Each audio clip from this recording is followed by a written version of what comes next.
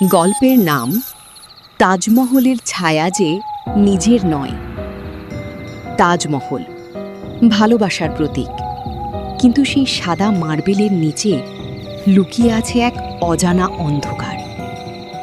রাত তখন প্রায় 2টো। চাঁদের আলোয় তাজমহলটা যেন অস্বাভাবিক উজ্জ্বল দেখাচ্ছিল। সরকারি নিয়মে রাতের পর কেউ থাকে না, কিন্তু আরমান ছিল ব্যতিক্রম। আরমান একজন ফটোগ্রাফার। তার একটাই নেশা, যে ছবি কেউ তুলতে পারেনি সে তুলবে। সেই কারণে এক নিরাপত্তা রক্ষীকে টাকা দিয়ে সে লুকিয়ে ঢুকে পড়েছিল তাজমহলের ভেতরে।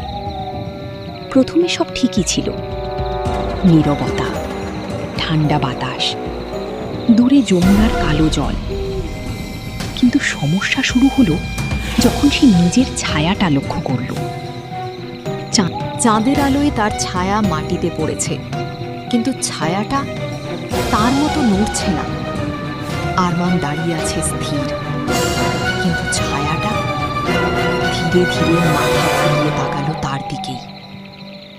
আরমানের বুক ধড়ফড় করতে লাগলো। এটা সম্ভব না।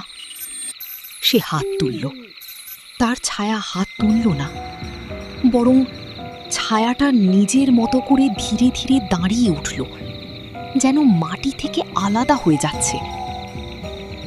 হঠাৎ করে চারপাশের সব আলো নিভে গেল, চাঁদ মেঘে ঠেকে গেল, পুরো তাজমহল অন্ধকারে ডুবে গেল।